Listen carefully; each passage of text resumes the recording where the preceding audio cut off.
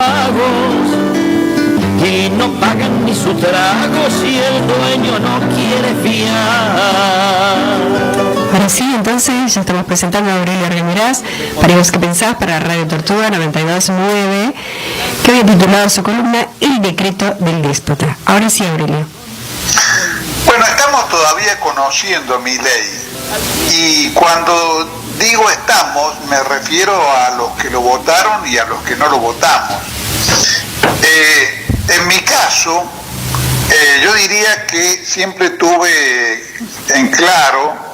hacia dónde quería ir, que su fórmula es lo que se llama el capitalismo salvaje, pero yo no sabía si iba a lograr o no ganar las elecciones, y tampoco podía saber cómo iba a gobernar después. Eso es un aspecto. El otro es que quería decir es que sobre la personalidad de Milei, yo fui ajustando mi visión del personaje desde un primer momento en que lo vi como un desequilibrado, hasta otro en que preferí decir que se hacía el loco para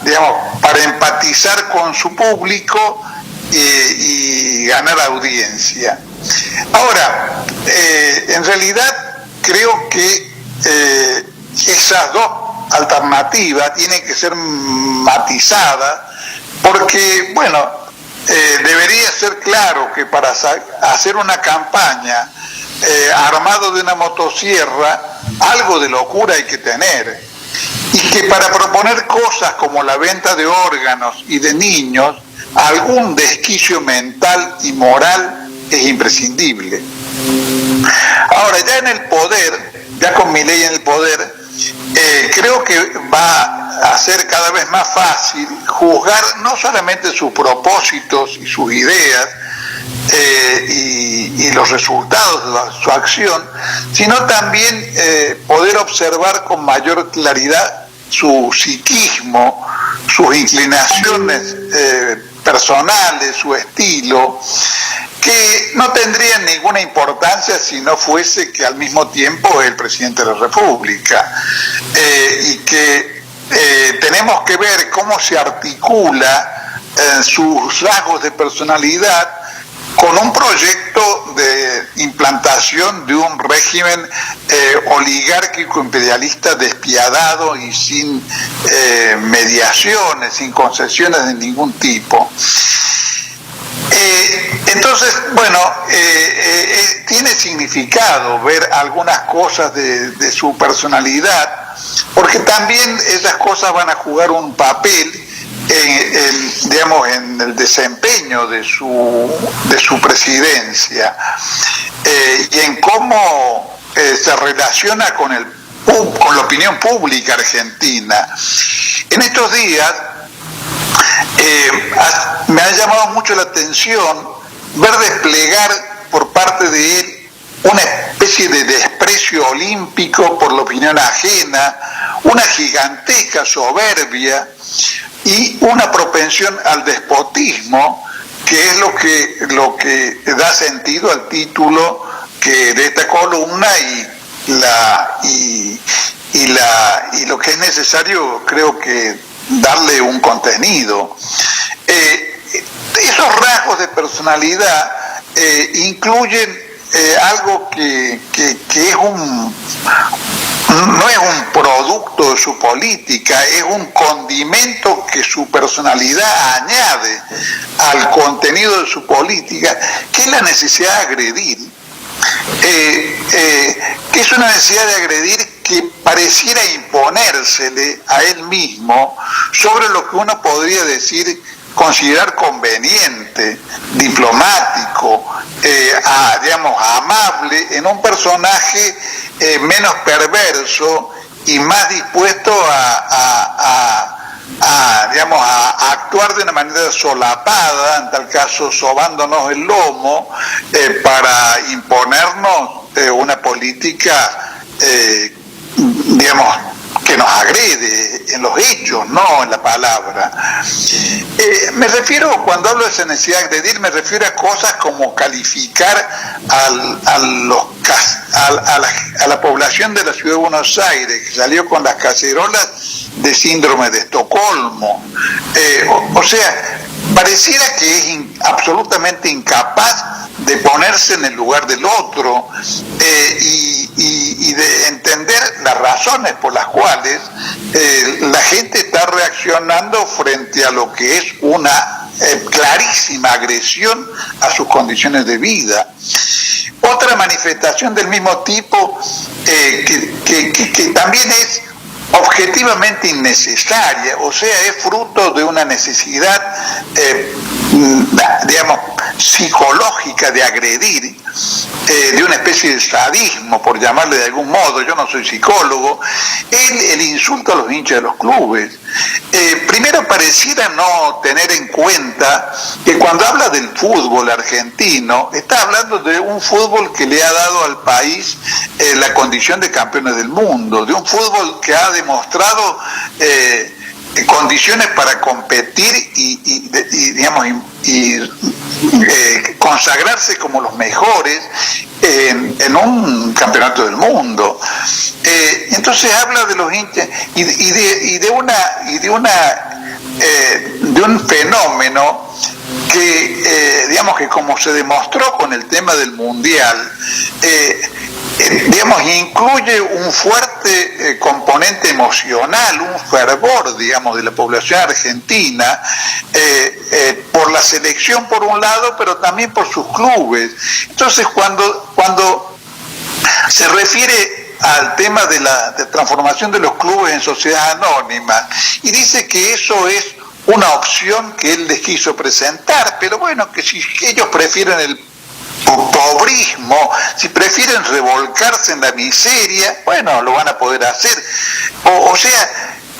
si no tienen un espíritu de ver al deporte como una mercancía más, como un ámbito para los negocios, como algo que digamos que en lo cual se despojen de la emocionalidad, digamos, ¿no? que requiere, que es la condición de ser hincha de un club y mucho más de un país, porque pareciera ser que en su visión del mundo lo único valioso es el dinero, no existe ninguna otra cosa. Y creo que es allí donde empalma su personalidad y su visión de las cosas con el programa que pretende imponer. Otro fenómeno de esta necesidad de agredir, de torear al público, incluso de ganarse más enemigos de los que ya tiene, de la necesidad de humillar, esta cuestión de, después de los cacerolazos, sepan que hay más. O sea, la necesidad además de amenazar, cuando una política más hábil, un personaje más siniestro que él, como Macri, como Caputo, como Sturzenegger, trataría de edulcorar el veneno que nos está vendiendo. Pero Milei parece ser que no puede consigo mismo y necesita, además de empobrecernos, además de vender el país al capital extranjero, necesita humillarnos, necesita agredirnos y insultarnos en la cara. Ahora, todo eso empalma perfectamente con la ideología que de alguna manera es la esencia del capital, porque la ideología del capital consiste en considerar que el capital no debe respetar ningún límite, que el capital debe ser el dueño absoluto de la realidad y que, digamos, el beneficio empresario no tiene que tener ninguna clase de frenos de ningún tipo. Entonces, con esa idea se puede perfectamente descontrolar la venta de medicamentos, que es una cosa que siempre ha requerido en cualquier país serio un cierto control de qué es lo que se está vendiendo a los enfermos, porque en realidad lo que interesa es ganar plata vendiendo medicamentos, aunque se venda veneno. Es la misma mentalidad que lleva a ciertos personajes del poder económico a considerar que si uno es un viejo gagá, pero es millonario y tiene derecho a comprarse una esposa de 20 años, porque el dinero compra todo. No importa si en este caso se trata de un sucedáneo o de un simulacro de amor, porque en realidad lo que interesa es la ostentación del poder del dinero. Si soy poderoso, y esto lo hemos visto en muchos juicios de personalidades del poder económico y la fama, tengo el derecho a sodomizar a otros porque tengo poder, tengo derecho a comprarle el hígado a un necesitado porque tengo plata y el necesitado necesita plata, y así por el estilo. Ahora, ese mundo es un mundo infernal. Y parece ser el mundo predilecto de Milei, de personajes como Marra, obviamente de psicópatas como Caputo, como Sturzenegger, y lleva a que se pretenda liberar al lucro y a las operaciones empresarias de todo tipo de límite. Por eso hay una negativa a que se sancione de alguna manera racional. No estoy hablando del fundamentalismo, que también existe, el rechazo a que se sancione de alguna manera el daño ambiental, incluso el más evidente, como es volcar residuos industriales en un río. Es decir, la libertad en realidad, tal como la concibe Milei, es la libertad que se verificó en la campaña de Inglaterra y Francia, en la famosa guerra del opio contra China, a la cual terminaron sometiendo, digamos, en el siglo XIX, que era la libertad de vender, lograda a cañonazo limpio, de venderle a los chinos opio. Por eso se llama la guerra del opio. O sea, la libertad de transformar en drogadicta a una población, porque eso es un buen negocio. Ahora, creo que una cosa necesaria de aclarar, por eso también se considera que el Estado es una máquina de impedir, que es una frase predilecta de Milei, porque el Estado, aún un Estado clasista como son los Estados de los países capitalistas, de alguna manera se hace eco de la necesidad de crear alguna fórmula de código de convivencia, que permita que la sociedad no sea un caos donde los poderosos pisen a todo el mundo descaradamente y sin ningún tipo de freno. El mundo de Milei parece ser el mundo que pintó en sus novelas Dickens, un mundo donde los pobres eran pobres miserables y los avaros del capital los sometían a toda clase de oprobio, de explotación y de humillaciones, aun cuando se tratara de niños de 10 años, ahora, o de 8 inclusive. Ahora, eso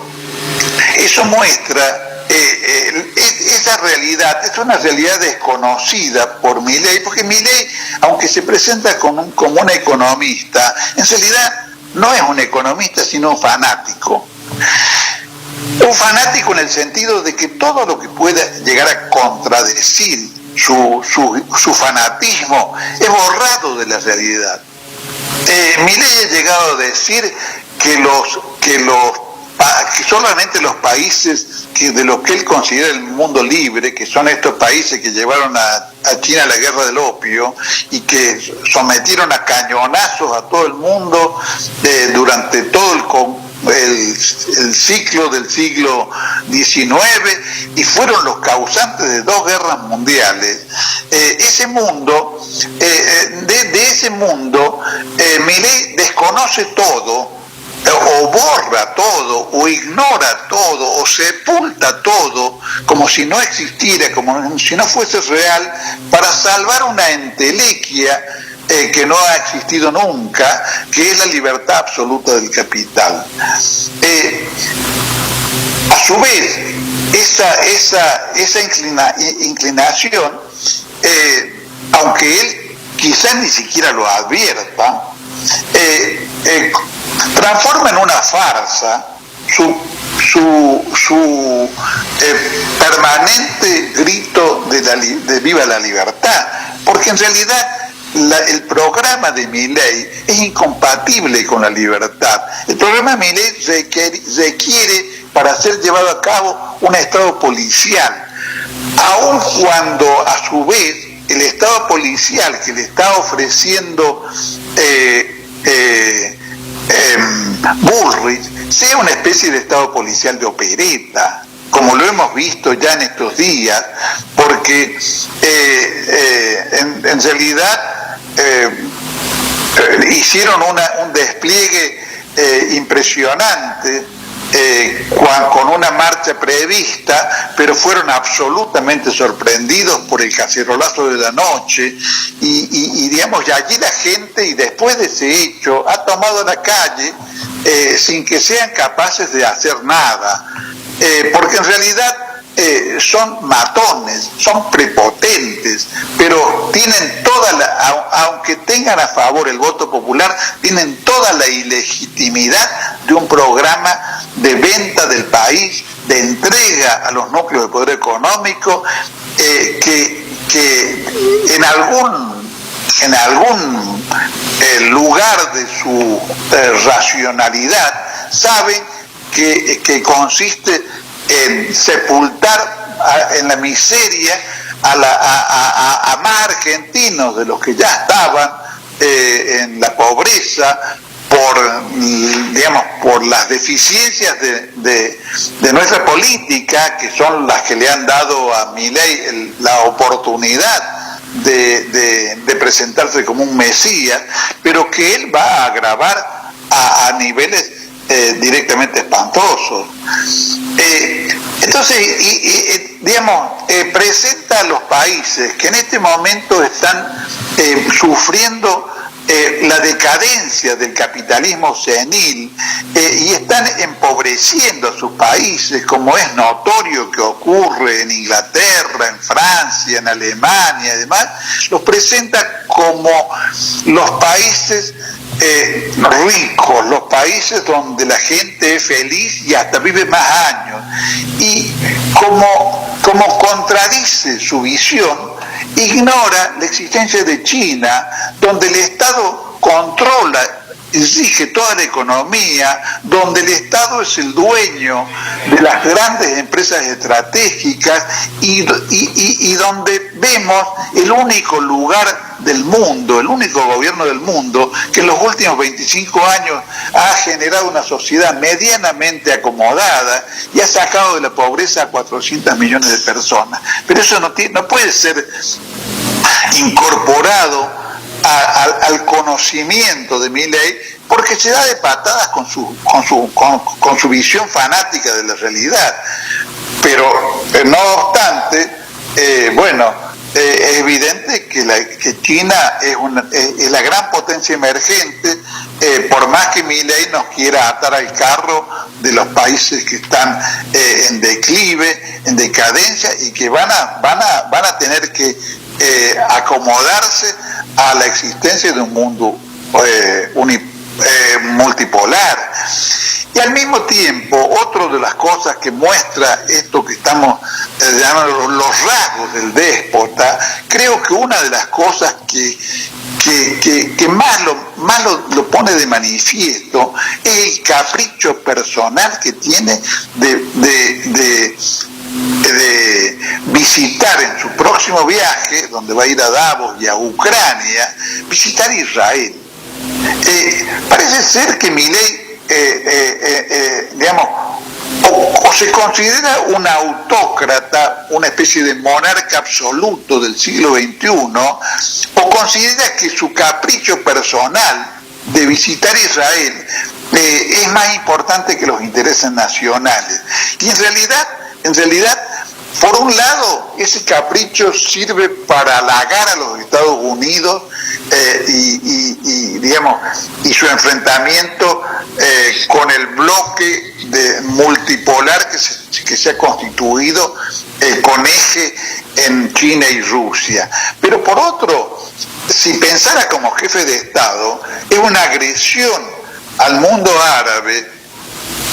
que lo puede colocar al país en una situación de exposición como la que lo colocó la política de Menem,